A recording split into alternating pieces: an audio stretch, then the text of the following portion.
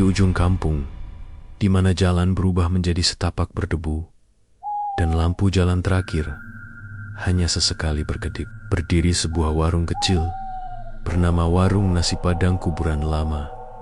Bangunannya reyot, dinding papan yang sudah lapuk, atap seng penuh lubang, dan satu lampu minyak yang mengeluarkan cahaya temaram. Di belakangnya, tanah menanjak pelan dulu. Di sana terdapat kuburan tua yang konon sudah lama dipindahkan. Namun tanahnya tetap dingin dan sunyi.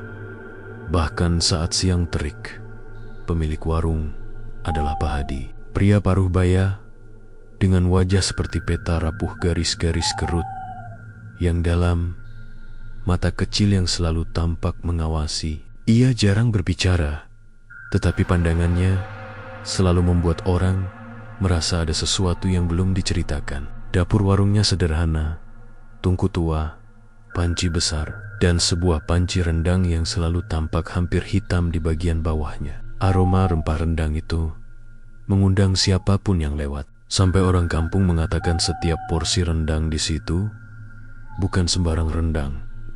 Kisahnya mulai ketika Dava, pemuda yang baru bekerja di kota dekat kampung, pulang larut dan berhenti makan di warung itu.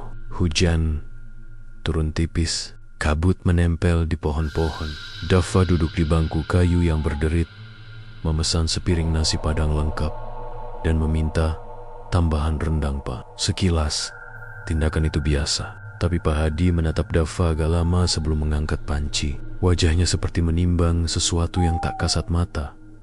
Potongan rendang itu disajikan hangat, baunya menggugah. Dagingnya empuk. Dava makan dengan lahap sampai habis. Malam itu ia pulang dan tidur. Namun saat malam semakin larut, mimpi datang. Di mimpinya, ia berdiri di halaman warung. Di sana ada nisan-nison yang seharusnya sudah tak ada. Sosok-sosok duduk mengitari nisan seperti sedang menunggu. Wajahnya kabur, tapi matanya menatap lurus ke Dava. Salah satu sosok mengangkat tangan, menunjuk ke mulut Dava, lalu membuka mulut seolah meminta sesuatu. Suara itu seperti bisikan yang menyeret. Kembalikan. Campbell. Dava terbangun berkeringat. Rasa seperti ada yang menggigit di dalam dada. Mimpi itu bukan hanya kejadian sekali. Setiap kali Dava menutup mata, ia kembali ke tempat itu. Gambaran panci rendang di mimpinya berbeda. Kali ini, di dasar panci terlihat serpihan putih seperti tulang kecil, seperti tulang yang dihancurkan. Suara-suara samar mengelilinginya, memanggil namanya. Setelah beberapa malam, Dava berubah. Ia menjadi pucat, sering mengigau, dan matanya berkoke-koka saat bercerita tentang wanita berambut panjang yang berdiri di dekat pintu warung. Wajahnya tak lengkap, seolah ada yang tertahan di antara dua dunia. Kabar tentang mimpi Dava menyebar cepat. Orang-orang kampung mulai mengingat cerita lama para orang tua yang dulu sering meninggalkan sesaji di kuburan. Nasi, kopi, pisang, bahkan rendang. Mereka percaya arwah akan senang jika diberi makanan enak. Tapi ada aturan tak tertulis. Jangan mengambil lebih dari jatah yang diberi, atau jangan memakan sesajen itu jika bukan untuk mereka. Konon, ada arwah yang masih menunggu bagian makanan itu. Jika seseorang mengambil lebih, arwah akan menuntut kekurangan itu kembali dalam bentuk mimpi buruk, sakit, atau sesuatu yang lebih parah. Seorang tetangga kontrakan, Nina, yang bekerja bersama Dava, merasa khawatir. Ia sering datang menjenguk dan akhirnya pergi bersama Dava ke warung untuk berbicara dengan Pak Hadi. Waktu itu warung lebih sepi dari biasanya. Pak Hadi memandang panci rendang yang sedang ditutupnya, lalu berkata pelan, "Bukan semua rasa enak boleh diambil seenaknya. Ada yang punya hak lama di sini." Ia menjelaskan bahwa dulu warung ini dibangun di atas tanah yang bekas pekuburan. Nisan telah dipindahkan, tapi kenangan dan tuntutan tetap di tanah itu. Kata-kata itu menempel di kepala. Nina Ia tidak mudah percaya pada hal-hal mistis, tapi melihat Dava yang terus terganggu, hatinya remuk. Beberapa hari kemudian, warga kampung lain mengaku mengalami mimpi serupa setelah meminta tambahan rendang di warung itu. Seorang ibu yang sehari-hari keras dan tegas tiba-tiba menangis di tengah malam, berkata bahwa ada tangan dingin yang menepuk pundaknya sambil berbisik meminta satu suap lagi. Seorang kakek ringan, langkah yang dulu terkenal kuat, sekarang gemetar setiap kali ingat makan rendang di warung itu. Ia bermimpi ada yang mengelap piringnya dan menuntut bagian yang kurang masuk. Lariko pemuda sombong yang suka menantang. Ia menganggap cerita-cerita kampung itu cuma omong kosong. Di sore hari, ia datang ke warung dengan gaya congkak dan memesan 2 porsi tambahan rendang. Orang-orang memandang ke arah Riko dengan raut tak enak, namun Riko menertawakannya. Malam pertama ia tidur tanpa masalah. Malam kedua, ia terbangun dengan teriakan. Malam ketiga, Riko ditemukan duduk di depan rumahnya. Matanya kosong, bibirnya berdarah tipis. Ia tak bisa menjelaskan apa yang terjadi. Ia hanya mengulang kata-kata, belum terbayar, belum terbayar. Sejak itu, kebanggaannya sirna. Mereka yang dulu meremehkan kisah warung mulai takut. Di warung, pelanggan menipis. Ada yang datang hanya untuk melihat, ada yang datang hanya untuk meminta maaf dan berjanji tidak akan lagi memesan tambahan. Tetapi ada juga orang yang tetap lapar akan rasa rendang itu. Mereka datang diam-diam, memikirkan kenikmatan lebih dari risiko. Setiap suap yang mereka ambil terasa manis sementara, tetapi di balik manis itu ada rasa bersalah yang tak bisa dijelaskan. Suatu malam, ketika kabut tebal turun dan lampu minyak bergoyang oleh hembusan angin, Nina melangkah ke tanah di belakang warung. Ia menyentuh permukaan tanah yang dingin. Ada bekas-bekas kecil, seperti jejak kaki yang baru saja tertinggal. Ia mendengar suara lembut, seperti napas dari bawah tanah. Hatinya berdegup kencang. Di kejauhan, dari balik dinding warung, terdengar denting panci, seolah panci itu sendiri menjerit karena rindu. Ketika Nina memalingkan wajah, ia melihat bayangan samar di jendela warung. Sosok seperti wanita, berambut panjang, menempelkan telapak tangan ke kaca. Jejak telapak itu meninggalkan bekas yang tak seperti air. Bekas itu tampak seperti noda yang lama. Pahadi duduk di kursi tua, menatap panci kosong, seolah menunggu seseorang datang mengambilnya. Wajahnya tampak lelah, seperti memikul beban yang sudah lama. Mereka bukan hanya lapar, katanya lirih pada Nina. Mereka ingin diingat, ingin bagian kecil dari hidup ini. Jika kita memberi lebih dari yang semestinya, kita mencuri dari mereka, dan mereka akan ambil kembali dengan cara mereka sendiri. Kalimat itu seperti cambuk.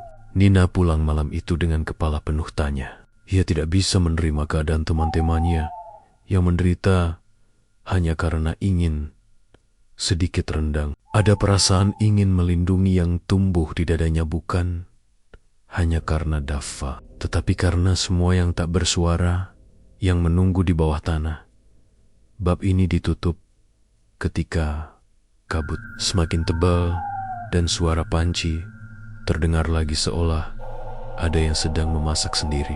Di luar, tanah di bekas kuburan bergelombang seperti ada yang bergerak di bawahnya. Lampu minyak berkedip, lalu padam sejenak, meninggalkan warung dalam gelap. Di balik gelap itu, suara bisikan bergulung, "Kembalikan, Campbell." Lalu diikuti suara langkah kecil yang mendekat ke arah warung. Nina membeku, mendengarnya dari kejauhan. Ia tahu suatu hal akan meminta balas, dan balasan itu tidak selalu berupa mimpi. Kadang yang datang menuntut kembali adalah sesuatu yang sudah lama kenyang menunggu. Hujan turun deras malam itu. Langit seolah ingin menenggelamkan kampung kecil di pinggiran kota itu. Di warung nasi padang, kuburan lama tampak seperti bayangan buram. Di tengah kabut lampunya berkedip-kedip, separuh padam, tertiup angin. Dari luar, Aroma rendang yang khas masih tercium samar-samar, tapi entah mengapa, kini baunya tidak hanya harum rempah, melainkan ada sedikit bau besi, seperti darah basah yang menempel di udara. Dava terbaring di kamar kontrakannya, pucat dan lemah. Matanya cekung, keringat dingin membasahi lehernya. Sudah 3 malam berturit-turit ia tidak bisa tidur nyenyak. Setiap kali memejamkan mata, mimpi itu datang. Mimpi tentang nisan yang terbuka, tanah yang berguncang pelan, dan sosok-sosok yang keluar dari dalamnya. Dalam mimpi itu, Dava selalu mendengar satu kalimat yang sama, diucapkan oleh suara berat dan dalam. Kau sudah makan lebih dari jatahmu. Nina, yang duduk di sisi tempat tidur, menggenggam tangan Dava dengan cemas. Dev, ini cuma mimpi, jangan dipikirin, katanya, berusaha menenangkan. Dava menggeleng pelan. Bukan mimpi, Nah. Aku bisa rasain mereka. Mereka marah. Suara petir memecah langit. Lampu kontrakan berkedip sebentar sebelum padam total. Gelap menyelimuti ruangan. Hanya disinari cahaya kecil dari ponsel Nina. Dalam cahaya redup itu, wajah Dava terlihat semakin pucat, seolah darahnya tersedot sesuatu. Tubuhnya menggigil, dan di ujung matanya ada genangan air mata yang tak sempat jatuh. Malam itu, di tengah suara hujan, Dava memohon agar Nina menemaninya tidur. Ia terlalu takut menghadapi mimpi itu sendirian. Nina mengiyakan. Ia duduk di kursi sampai akhirnya matanya terasa berat dan terlelap tanpa sadar. Sekitar pukul 2 dini hari, Nina terbangun oleh suara sesuatu yang jatuh dari dapur kontrakan. Suara panci beradu, diikuti bunyi langkah pelan, tap, tap, tap. Seperti seseorang berjalan tanpa alas kaki di lantai yang basah. Ia menatap ke arah dapur, tapi yang terlihat hanya kegelapan. Dava masih terbaring di kasur. Tubuh Koku Nina menyalakan senter dari ponselnya. Dan di bawah cahaya putih itu, ia melihat sesuatu yang membuat darahnya berhenti mengalir. Ada bekas tapak kaki basah mengarah dari dapur menuju kamar. Tapak itu kecil, tapi aneh, jari-jari kakinya terlalu panjang, seperti kuku yang tumbuh tak wajar. Dev, panggil Nina pelan. Tak ada jawaban. Dava diam. Nina mendekat, lalu menyadari sesuatu. Di lantai dekat kaki Dava ada noda hitam pekat yang terlihat baru. Baunya sama seperti rendang yang gosong. Ia merunduk, menyentuhnya sedikit hangat. Shot itu juga. Dava terbangun tiba-tiba dan menjerit keras. Matanya membelalak, napasnya berat. Dia datang lagi. Nah, dia di sini. Teriak. Nina terlonjak, menatap ke arah dinding kamar, dan di sana, di antara cahaya senter yang goyah, terlihat bayangan hitam berdiri menempel di tembok. Bentuknya seperti manusia, tapi wajahnya kosong. Hanya ada rongga hitam di tempat mata dan mulut seharusnya. Bayangan itu bergeser perlahan ke arah Dava. Dava memegangi dadanya. Aku minta maaf. Aku nggak tahu itu milik kalian. Suaranya hampir tak terdengar. Tapi semakin ia bicara, semakin gelap ruangan itu terasa. Bau rendang yang gosong memenuhi udara.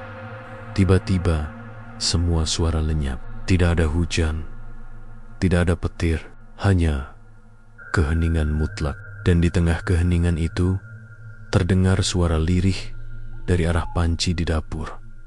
Satu suapan lagi. Nina spontan berlari ke arah dapur, membuka panci yang tadi ia pakai untuk masak air. Tapi alangkah kagetnya, panci itu kini berisi rendang. Warnanya gelap, kental, dan di permukaannya terlihat sesuatu yang seperti potongan kuku manusia.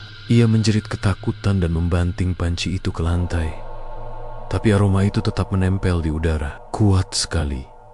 Ketika Nina kembali ke kamar, Dava sudah tak ada di tempat tidur. Hanya selimut yang terlipat rapi dan di atas bantalnya tersisa bekas noda minyak kecoklatan. Di lantai, tapak kaki basah tadi mengarah ke jendela yang terbuka sedikit. Hujan masih turun deras di luar, dan dari kejauhan Nina melihat sosok samar berjalan menuju arah warung nasi Padang. Itu sosok yang jalannya kaku, kepala sedikit menunduk, dan di tangannya seperti membawa sesuatu. Keesokan paginya, kabar menyebar cepat. Dava tidak ditemukan di kontrakan, tapi warga melihat seorang laki-laki mirip dirinya duduk diam di depan warung Padang itu hingga menjelang subuh. Ketika pagi tiba, hanya tersisa piring kosong di meja depan, dengan sisa rendang yang masih meneteskan minyak, dan di sampingnya seutas kain kafan kecil yang sudah mengering separuh. Nina datang pagi itu, menatap warung yang kini sepi. Pak Hadi berdiri di dalam, wajahnya datar, tapi matanya merah, seperti habis menangis. Dia sudah kembalikan yang diambilnya, kata Pak Hadi pelan. Tapi setiap yang kembali akan meninggalkan jejak. Nina terdiam. Ia melangkah mendekat, dan matanya menangkap sesuatu di dinding belakang. Warung coretan hitam samar seperti arang. Coretan itu membentuk kata lapar. Angin berembus pelan, tapi bau rendang yang biasanya harum kini terasa anyir dan pahit. Pak Hadi menutup panci rendang dengan cepat, seolah takut sesuatu keluar dari dalamnya. Sejak hari itu, warung itu tidak pernah buka siang hari lagi.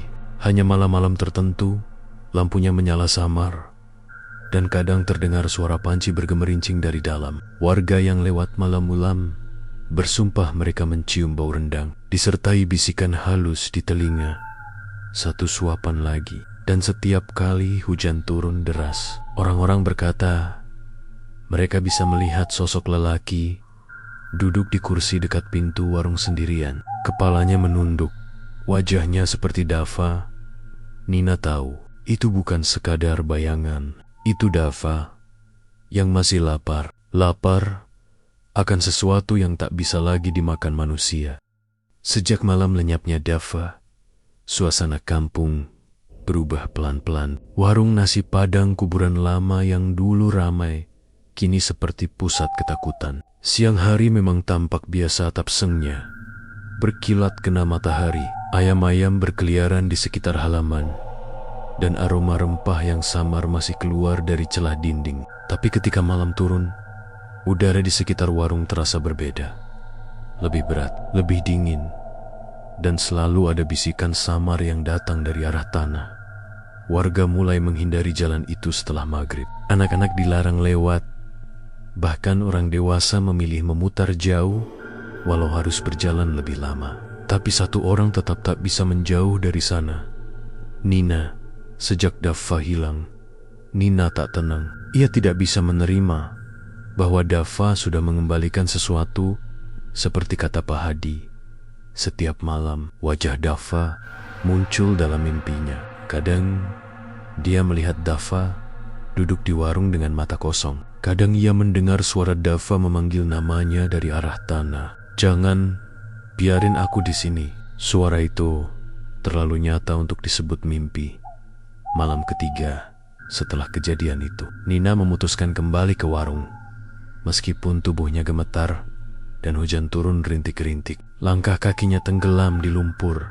Ketika ia tiba di depan warung, lampu di dalam masih menyala lemah, berwarna kekuningan seperti nyala lilin. Ia mengetuk pintu pelan. Tak lama kemudian, pintu terbuka sedikit, memperlihatkan wajah Pak Hadi yang tampak semakin tua. Pak, saya mau tanya, Dava, dia kemana? Pak Hadi diam lama. Lalu ia membuka pintu sedikit lebih lebar dan mempersilakan Nina masuk. Di dalam, suasana warung lebih suram daripada biasanya. Panci-panci tua tertata di rak, tapi semuanya tertutup kain putih. Bau rendang yang biasanya menggugah kini terasa seperti campuran rempah dengan bau tanah basah. Pak Hadi duduk di kursinya, menatap meja panjang di tengah ruangan. Apa kau masih dengar? Dia memanggilmu? Tanya Pak Hadi. Tiba-tiba Nina kaget. Pak, kok tahu? Pak Hadi menghela napas. Semua yang pernah makan di sini dan berhutang pada tanah ini akan dipanggil.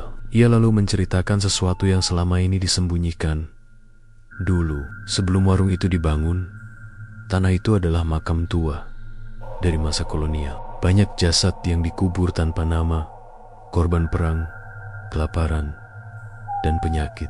Ketika tanah itu digusur dan makum-makum dipindahkan, sebagian jenazah tidak ikut. Ada yang tertinggal, terutama yang terkubur paling dalam. Orang-orang bilang arwah mereka tak tenang karena tidak pernah diberi doa. Hanya ditimbun ulang dengan tanah dan dilupakan. Pak Hadi yang dulunya hanyalah tukang masak keliling mendapatkan tanah itu dengan harga murah. Ia tidak tahu sejarahnya, tapi sejak hari pertama warung berdiri, setiap kali ia memasak rendang, suara bisikan samar terdengar dari bawah lantai.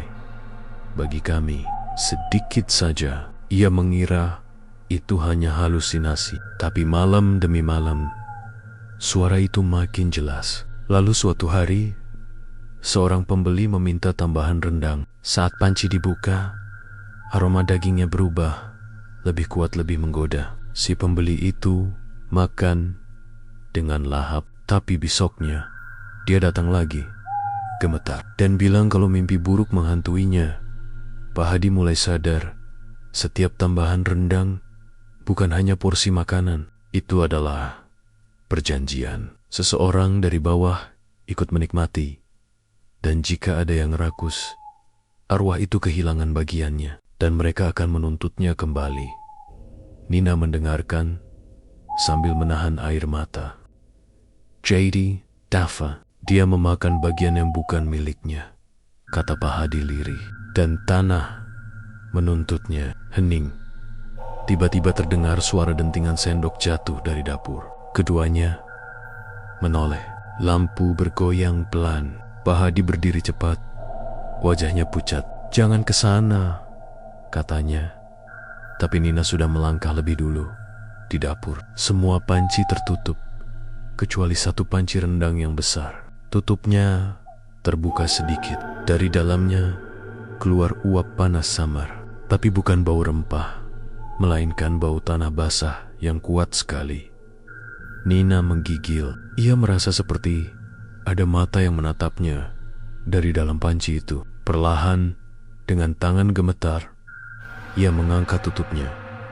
Sekejap kemudian, darahnya seperti berhenti mengalir. Di dalam panci, bukan rendang yang terlihat, tapi tanah hitam berlendir dengan potongan kecil kain putih, seperti potongan kafan yang hancur. Dari dalamnya muncul suara lirih, seperti seseorang sedang berbisik di dalam tanah. Nina. Suara itu adalah suara Dafa.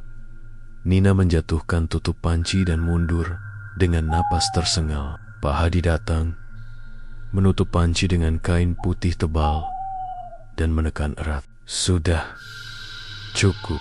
Kalau kau dengar namanya, jangan jawab, teriaknya.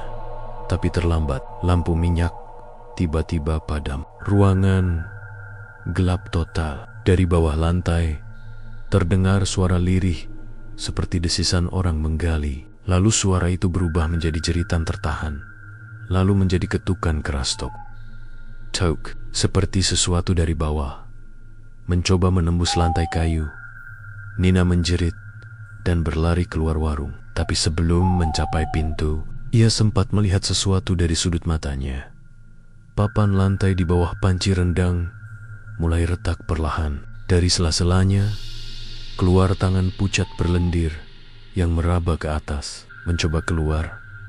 Ia berlari sekuat tenaga menembus hujan, tak peduli lumpur dan angin. Suara dari warung terus terdengar di belakangnya. Panci-panci bergemerincing, suara kayu patah, dan di antara semua itu, suara Dafa memanggil dengan nada sedih. Nah, aku lapar. Malam itu menjadi malam terakhir. Warung itu terlihat utuh. Keesokan paginya, warga menemukan warung nasi padang kuburan lama dalam keadaan hancur sebagian. Atapnya roboh, panci-panci berserakan. Tapi yang paling aneh, lantai di bagian dapur seperti terangkat dari dalam. Dan di tengah-tengahnya hanya ada satu panci tertutup kain putih, masih hangat. Polisi datang memeriksa, tapi tak menemukan siapapun. Pak Hadi menghilang. Nina juga tak pulang ke kontrakan. Orang-orang kampung percaya keduanya ditarik oleh tanah yang dulu dijadikan makam. Sejak hari itu, setiap hujan turun, aroma rendang kembali tercium di sekitar jalan setapak itu. Kadang samar, kadang kuat sekali. Beberapa orang bersumpah melihat sosok perempuan berdiri di depan warung yang sudah roboh, memegang panci rendang di tangannya, menatap jalan dengan mata kosong. Warga menamai sosok itu Nina Padang, penjaga warung yang kini menunggu pelanggan baru. Dan jika seseorang lewat di tengah malam, terkadang terdengar suara lembut dari arah reruntuhan itu. Makanlah sedikit saja, tapi jangan minta tambah. Malam itu hujan turun deras sekali. Petir menambar-niambar langit seperti ingin membelah bumi. Warung nasi Padang milik Bu Marni tampak sepi. Hanya suara rintik air yang jatuh di atap seng tua yang menemani. Lampu gantung di tengah warung berkedip-kedip lemah, membuat bayangan meja dan kursi bergoyang seperti sedang menari pelan. Dava datang, tergesa-gesa dengan jaket basah kuyup. Ia baru pulang kerja lembur dan belum makan apa-apa. Warung Bu Marni adalah satu-satunya tempat yang masih buka jam segitu. Meski katanya, orang jarang berani mampir malam hari. "Permisi Bu." "Mesi?" tanya Dava sambil mengelap wajahnya. Bu Marni muncul dari balik tirai dapur. Matanya sayu, wajahnya pucat, tapi senyumnya tipis dan sopan. "Masih, Nak, mau makan apa?" Suaranya berat, seperti serak, karena terlalu lama memanggil sesuatu yang tak seharusnya. "Aku mau nasi rendang, Bu, sama sayur nangka ya." "Baik, duduk saja dulu."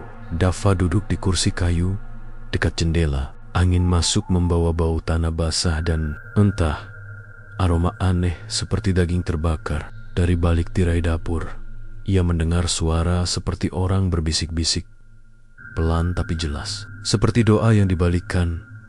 Beberapa menit kemudian, Bu Marni datang membawa sepiring nasi Padang lengkap. Uap panas naik dari rendang berwarna gelap kehitaman itu. Aromanya kuat, lebih tajam dari biasanya, membuat Dava menelan ludah. Tanpa sadar, "Silakan dimakan, Nak," kata Bu Marni pelan.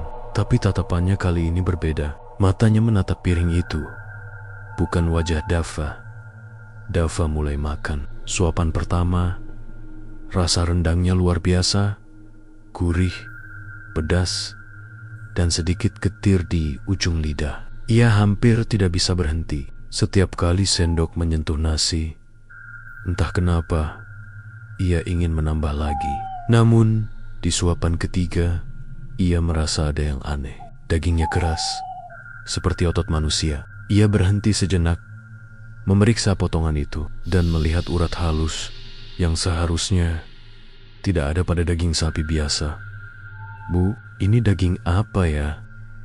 Tanyanya ragu Bu Marni diam. Ia berdiri di depan dapur, memegang sendok sayur panjang.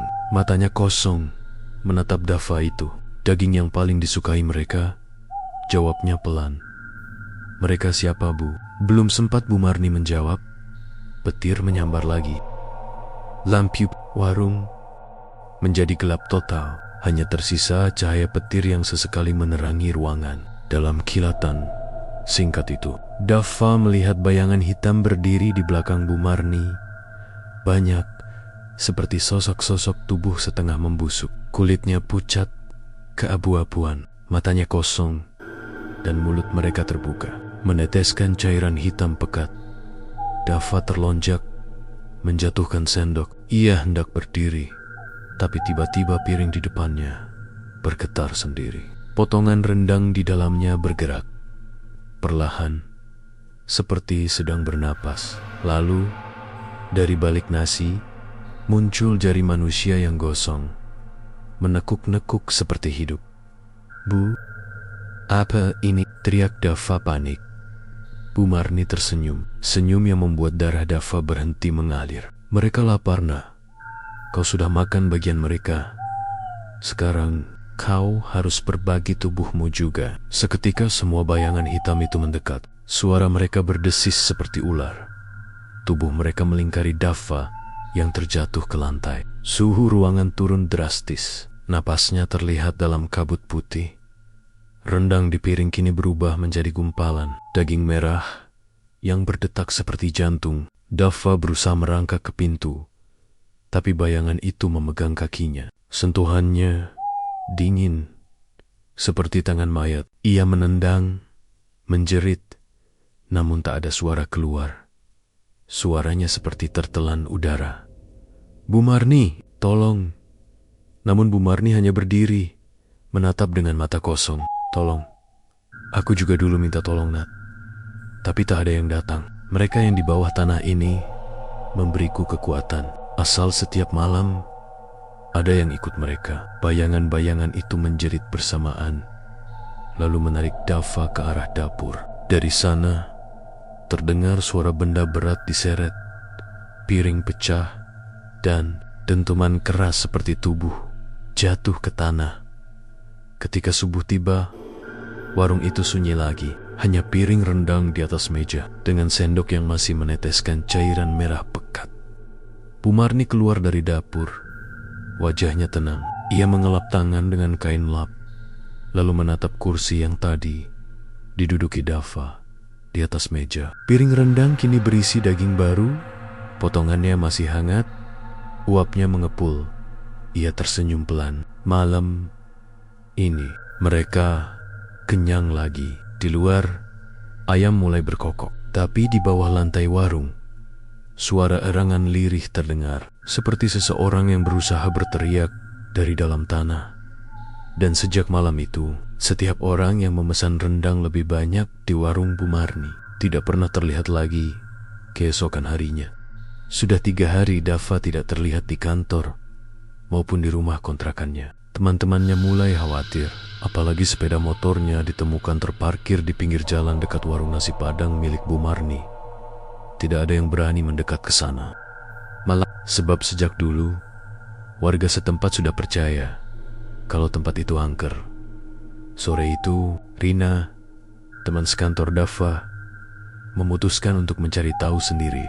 Ia membawa 2 orang warga, Pak Jono dan Lukman, yang dikenal berani. Langit mendung, angin dingin berembus, membawa aroma hujan dan sesuatu yang lebih tajam, bau anyir, seperti darah basi. Warung Bu Marni tampak sepi, tapi pintunya terbuka sedikit. Lampu di dalam redup, hanya menyisakan cahaya kekuningan yang berpendar lemah di dinding kusam. Permisi, Bu Marni, panggil Rina pelan. Tidak ada jawaban. Mereka masuk perlahan. Lantai warung terasa lembab di bawah kaki, seperti belum lama disiram sesuatu.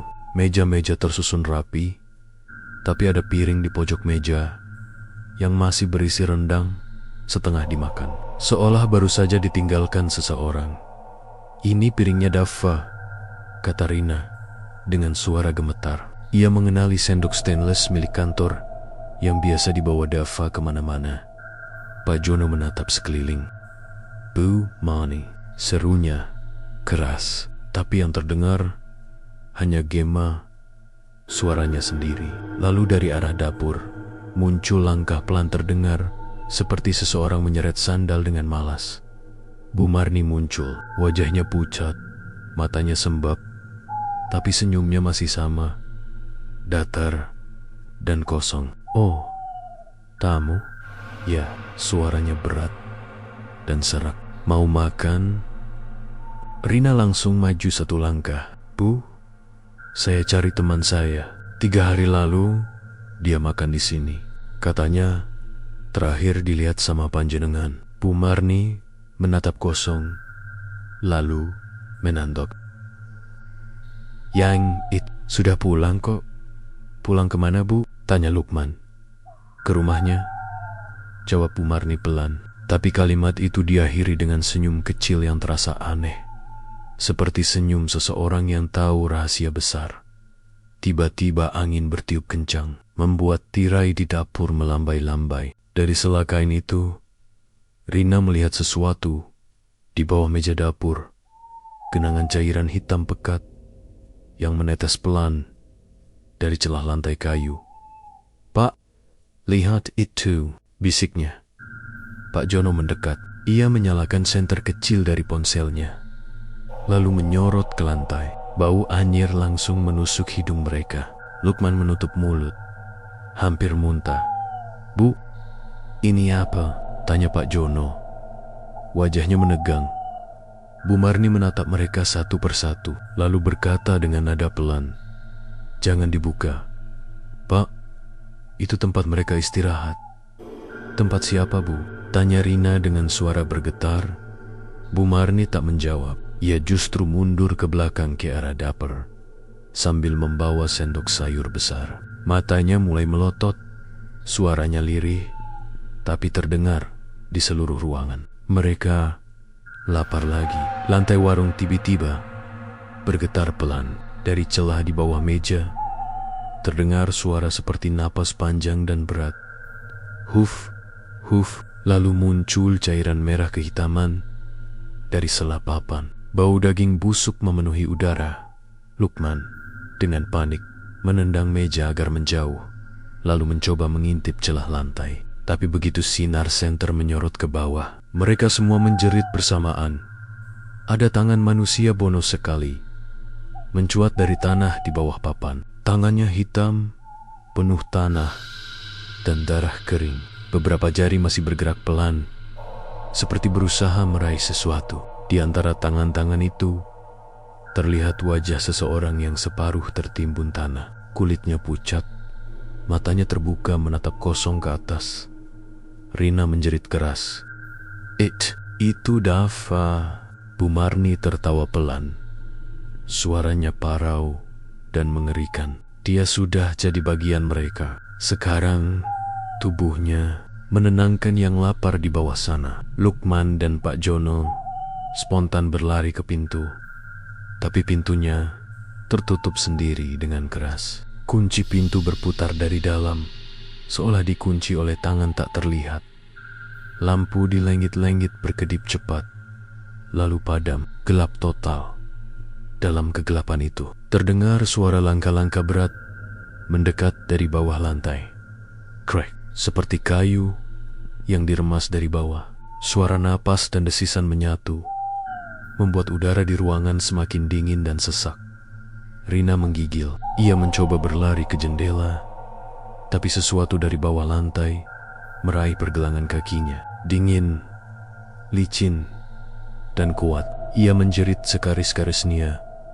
Lukman berusaha menariknya, tapi tangan yang memegang kaki Rina semakin banyak. Dari celah lantai muncul jari-jari lain, meraih tubuh mereka. Bau tanah busuk bercampur, darah segar memenuhi ruangan. Bu Marni berdiri di sudut ruangan, memejamkan mata sambil bergumam, "Terimalah mereka, wahai yang bersemayam di bawah tanah ini." Lalu, tiba-tiba lantai itu ambrol. Suara kayu patah, jeritan manusia, dan bau daging terbakar bercampur jadi satu. Setelah itu, sunyi. Ketika pagi tiba, warga menemukan warung Bu Marni dalam keadaan kosong. Pintu terbuka lebar, tapi semua isi warung basah seperti habis disiram air darah. Tidak ada satupun jejak Rina, Lukman, maupun Pak Jono. Namun, di dinding dapur, seseorang menulis dengan darah, "Jangan tambah rendang." Dan dari bawah lantai, setiap malam terdengar suara garukan pelan, seperti seseorang yang masih berusaha keluar dari tanah.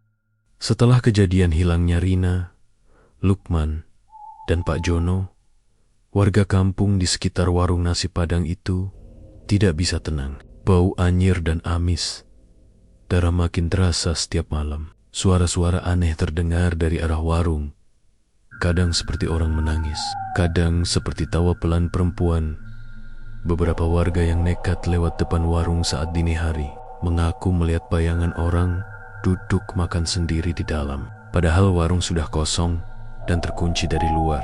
Ada pula yang bilang melihat Bu Marni berdiri di depan warung tengah malam, padahal menurut kabar ia sudah menghilang sejak malam kejadian itu. Akhirnya kepala desa, Pak Dargo, memutuskan untuk menindak. Warung itu harus dibongkar, katanya dengan nada tegas di rapat warga. Kalau tidak, entah siapa lagi yang akan hilang. Beberapa orang setuju, tapi sebagian lainnya ketakutan. Namun setelah 3 hari tak ada tanda-tanda keadaan membaik. Bahkan ayam warga mulai mati tanpa sebab, dan sumur mengeluarkan air berwarna merah. Keputusan itu bulat. Warung nasi padang milik Bu Marni akan digali pagi itu. 4 orang laki-laki membawa cangkul dan linggis. Mereka ditemani Pak Dargo dan 2 ustaz kampung, Ustadz Karim dan Ustadz Ridho. Udara terasa pengap. Matahari seolah enggan bersinar penuh. Langit kelebu. Angin membawa bau busuk yang menusuk hidung. Ketika mereka membuka pintu warung, udara dingin langsung menyambar. Lantai kayu itu tampak lembab dan sedikit berlendir. Ustadz Karim membaca doa dengan suara lantang, sementara warga lain berdiri di luar, tak berani mendekat. Mulai dari sini saja, kata Pak Dargo sambil menunjuk bagian tengah lantai. Tempat genangan hitam masih terlihat. Begitu papan pertama dicabut, bau busuk menyembur keluar, lebih tajam dari bangkai biasa. Beberapa warga langsung menutup hidung, ada yang muntah. Ya Allah, gumam Ustadz Ridho lirih. Di bawah papan itu tampak lapisan tanah hitam pekat dan sesuatu yang seperti tulang menonjol. Mereka menggali pelan-pelan, dan tak lama kemudian sesuatu yang menyerupai tulang tangan manusia muncul di antara tanah. Salah satu penggali, Rudi, gemetar. Pak, ini beneran tulang manusia. Pak Dargo berusaha tegar. Terus, jangan berhenti sampai semua jelas. Mereka menggali lebih dalam. Tak lama kemudian, tulang-tulang lain bermunculan. Tengkorak, rusuk, dan potongan kain yang sudah lapuk. Tapi ada satu hal yang membuat mereka semua merinding. Di tengah tumpukan tulang itu, ada piring-piring warung, masih lengkap dengan sisa rendang yang menghitam seperti batu. Dan di antara piring-piring itu, terlihat potongan tangan manusia yang masih segar, belum sepenuhnya membusuk, seolah baru dikubur semalam. Di jari tangannya masih ada cincin perak. Cincin ini, Ustadz Karim menunjuk dengan wajah pucat. Ini milik Rina. Warga yang mendengar langsung ribut. Beberapa perempuan menjerit, ada yang menangis. Tapi sebelum mereka sempat menenangkan diri, tanah di lubang itu mulai bergetar pelan. Tanah menggembung, seperti ada sesuatu di bawah yang berusaha keluar. Rudi melempar cangkulnya, panik. Pak, ada yang gerak di bawah. Tanah itu pecah. Dari dalamnya muncul cairan hitam pekat seperti lumpur bercampur darah. Bau amis menyeruak makin kuat. Lalu dari balik genangan itu muncul sesuatu, sebuah wajah manusia.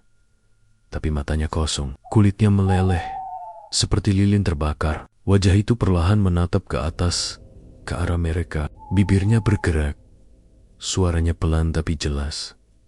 Aku lapar. Warga berhamburan keluar warung. Suara jeritan terdengar di mana-mana. Tapi Ustadz Karim dan Pak Dargo tidak lari.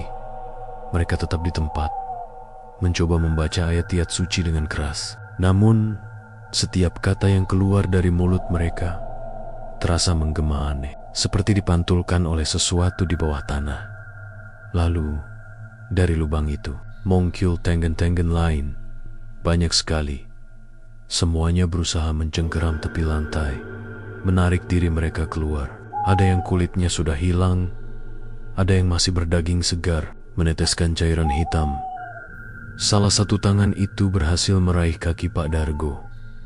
Ia terjatuh, berteriak histeris, tapi sebelum siapapun bisa menolong, Tubuhnya diseret ke dalam lubang dengan kekuatan luar biasa.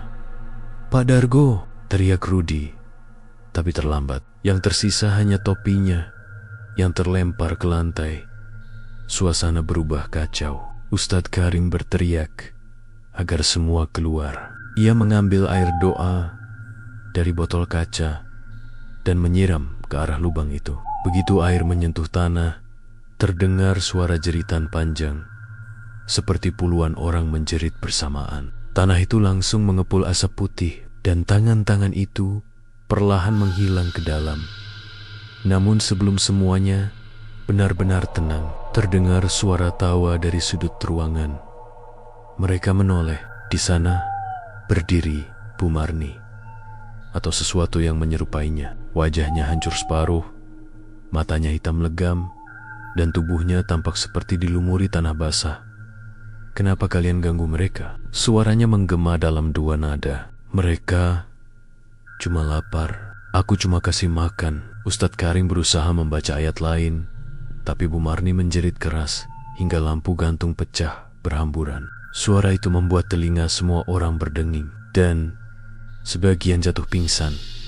Ketika mereka sadar beberapa menit kemudian, warung itu sudah kosong. Tidak ada Bu Marni, tidak ada tangan-tangan tadi, tidak ada apa-apa selain lubang besar di lantai, dan bau darah yang belum juga hilang. Sejak hari itu, warung nasi Padang itu tidak pernah dibuka lagi. Warga menutupnya dengan papan dan menanam pohon Kamboja di atasnya. Tapi setiap malam Jumat, masih ada orang yang mendengar suara piring beradu dari dalam. Kadang ada suara perempuan berkata pelan, "Rendangnya kurang garam, tambah sedikit lagi." Dan konon, kalau ada yang nekat mendekat ke pohon Kamboja itu di tengah malam, mereka akan mencium aroma rendang yang sangat harum, diikuti bau daging busuk yang menusuk hidung. Tanda kalau Roro lapar di bawah warung itu belum benar-benar pergi. 3 bulan telah berlalu sejak penggalian itu. Warung nasi Padang milik Bu Marni kini tinggal puing yang ditutup papan kayu dan diberi garis larangan oleh warga. Namun meskipun tempat itu sudah terbengkalai, orang-orang kampung masih sering mendengar suara dari sana, suara piring yang dibersihkan, bunyi ulekan batu, dan kadang suara perempuan bernyanyi pelan dengan logat Minang yang samar. Kabar tentang warung angker itu akhirnya sampai ke telinga seorang jurnalis muda bernama Nadia. Ia datang dari kota, tertarik menulis kisah ini untuk majalah misteri. Tapi berbeda dari orang lain, Nadia bukan hanya ingin menulis kisah Seramia, ingin mengetahui kebenaran. Sore itu, ia tiba di kampung. Udara terasa lembab, dan pohon-pohon Kamboja di pinggir jalan berjatuhan bunganya, seolah menyambut langkahnya. Ia menemui Ustadz Karim, satu-satunya saksi yang masih hidup dan mau bicara. Ustadz itu sudah tua, tubuhnya kurus, matanya cekung seperti orang yang tak pernah tidur nyenyak. Ketika Nadia bertanya tentang warung itu, wajahnya langsung berubah. "Anak muda," katanya pelan, "kadang rasa ingin tahu bisa lebih berbahaya daripada hantu." "Tapi, Ustadz," Nadia menatapnya serius, "orang-orang hilang di sana. Saya ingin tahu apa yang sebenarnya terjadi. Siapa Bu Marni, dan kenapa warung itu bisa jadi tempat pesugihan?" Ustadz Karim diam sejenak. Suaranya kemudian berubah lebih berat, seperti membawa beban lama. "Baik, kalau kau ingin tahu, dengarkan dengan hati. Dulu, sebelum warung itu berdiri, tanah itu adalah makam tua Belanda. Saat zaman penjajahan, banyak pekerja paksa mati di sana. Kuburannya tidak terurus, dan arwahnya gelisah. Bu Marni bukan penduduk asli kampung itu. Ia datang sekitar 10 tahun lalu, membawa seorang anak perempuan kecil bernama Laras. Katanya, ia janda yang ditinggal mati suami dan ingin membuka usaha warung. Awalnya, tak ada yang aneh. Masakannya enak, terutama rendangnya. Setiap orang yang makan di sana pasti kembali lagi, tapi perlahan warga mulai curiga. Karena meski warungnya selalu ramai, Bu Marni tidak pernah belanja daging di pasar. Tidak ada pedagang yang pernah melihatnya membeli sapi, ayam, atau bahan besar lainnya. Namun rendangnya tak pernah habis. Suatu malam, seorang warga, Pak Mardi, mencoba mengintip warungnya dari jendela dapur. Ia melihat Bu Marni sedang memasak, tapi bukan daging sapi yang dimasak. Di dalam kuali besar itu, ia melihat tangan manusia yang direbus. Kulitnya sudah terkelupas, dan di sampingnya sosok tinggi kurus berdiri, menatap Bu Marni tanpa wajah. Hanya lubang hitam menganga di tempat matanya. Pak Mardi menjerit dan lari. Keesokan paginya, ia ditemukan di sawah dalam keadaan gila, hanya bisa menggumam, "Rendang dari tanah, rendang dari tanah." Sejak itu, warung Bu Marni makin ramai, makin terkenal. Orang-orang dari luar kampung berdatangan. Tapi satu hal aneh, setiap orang yang memuji rendangnya dan minta tambah, pasti jatuh sakit atau hilang dalam beberapa hari. Nadia mendengarkan dengan bulu kuduk berdiri. Jadi, pesugihan itu berasal dari tanah bekas makam, tanyanya. Ustadz Karim mengangguk pelan. Tidak hanya itu, ada yang lebih kelam. Bu Marni dulu memohon kepada entitas yang disebut si pemakan daging. Roh ini katanya tinggal di bawah tanah kuburan lama. Ia menjanjikan kekayaan dan keberkahan, asal setiap kali warungnya laku, ada satu tubuh manusia yang dikorbankan. Itu sebabnya setiap suapan rendang menjadi bagian dari arwah yang dipersembahkan. Nadia terjiung dan Bu Marni. Sekarang di mana? Ustadz Karim menatap keluar jendela. Tidak ada yang tahu pasti. Tapi waktu penggalian itu, aku sempat melihat sesuatu. Ia menelan ludah, lalu melanjutkan. Ketika tanah bergetar dan tanggan-tanggan mangkul, aku sempat melihat wajah Bu Marni keluar dari tubuh salah satu korban. Seperti dia menyatu dengan mereka. Malamnya, meski dilarang, Nadia tetap pergi ke bekas warung itu sendirian. Ia menyalakan senter dan merekam dengan kamera kecil. Langit mendung, suara jangkrik hilang, udara terasa menekan dada. Begitu memasuki area warung, ia mencium bau daging gosong. Lantai kayunya sudah busuk, tapi masih ada bekas darah mengering di beberapa sudut. Di dapur, panci besar masih tergeletak, berkarat, tapi di dalamnya ada cairan hitam yang belum kering. Ia mendekat perlahan, menyorot panci itu. Kalau benar cerita itu, mungkin semua ini cuma legenda, katanya pelan ke kamera.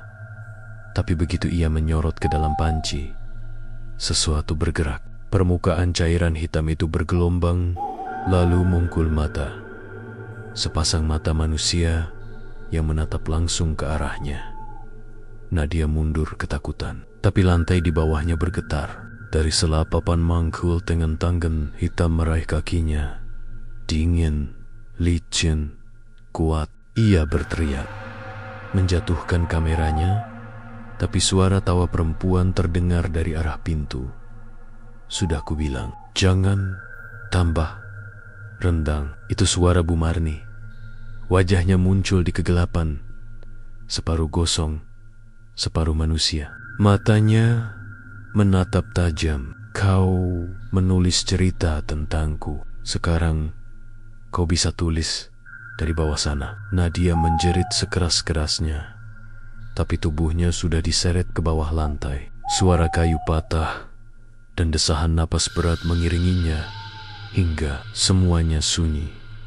Kamera yang ia bawa tetap menyala beberapa detik. Di layar, terakhir kali terekam wajah Bu Marni yang menunduk ke arah kamera, lalu berkata lirih, setiap resep ada rahasianya. Beberapa hari kemudian, warga menemukan kamera itu di depan pohon Kamboja. Videonya berakhir dengan gambar panci mendidih yang berisi potongan daging merah dan suara sendok beradu pelan.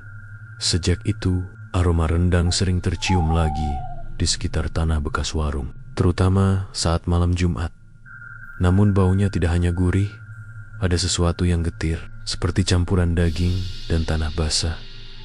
Dan di papan kayu yang menutup warung itu, seseorang menulis dengan arang, "Bu Marni sudah kembali masak." Namun, warga tahu cerita ini belum benar-benar selesai, karena siapapun yang mencium bau rendang itu saat malam hari, katanya akan bermimpi duduk di warung tua, disuguhi sepiring nasi panas, dan mendengar suara lembut dari balik dapur. "Mau tambah rendang, Nak?"